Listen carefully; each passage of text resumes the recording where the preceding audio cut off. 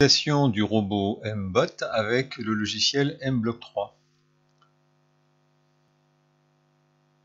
Alors il vous faudra d'abord connecter le robot avec la prise USB, donc branchée d'un côté sur l'ordinateur et de l'autre sur la fiche correspondante sur le robot MBot.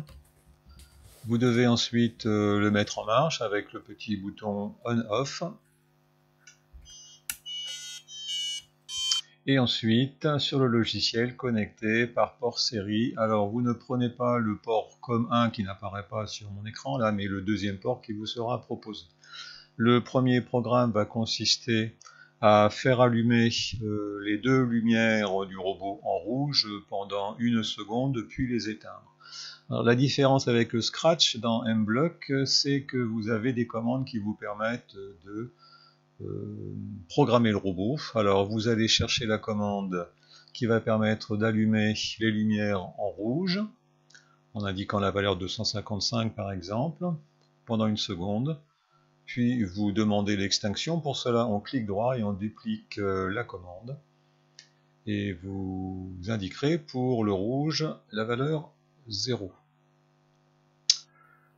Pour lancer le programme, il suffit de cliquer comme dans Scratch sur le petit drapeau vert. On a bien les deux lumières rouges qui s'allument pendant 1 seconde puis s'éteignent. Vous faites la même chose, le même programme en changeant simplement les couleurs, en allumant le vert puis le bleu. Vous allez devoir utiliser une boucle de façon à produire un effet clignotant. Donc la commande répétée permet de faire cela. Donc vous testerez avec le rouge, clignotement du rouge. Et puis vous testerez aussi le même principe avec le vert et le bleu. Le programme suivant, il va falloir que vous alterniez les couleurs 4 fois de suite. Donc rouge, vert, bleu, 4 fois de suite.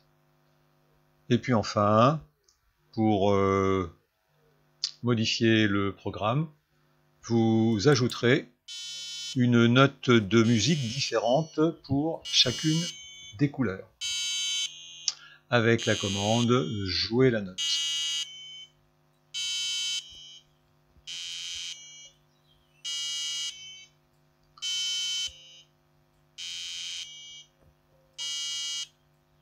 Alors, passons maintenant à d'autres commandes, notamment celle qui va permettre à votre robot d'avancer. Donc on utilise la commande « Avancer à la vitesse » en précisant une durée. Alors la vitesse, vous mettrez la vitesse 100. Et puis vous dupliquerez la commande en cliquant droit dessus, de façon à préciser que l'on veut que le robot s'arrête. Donc c'est pareil, on appuie sur le petit bouton vert, et vous avez bien votre robot qui avance une fois. Le programme suivant consiste à faire au robot un aller-retour. Donc il faudra utiliser la commande -100.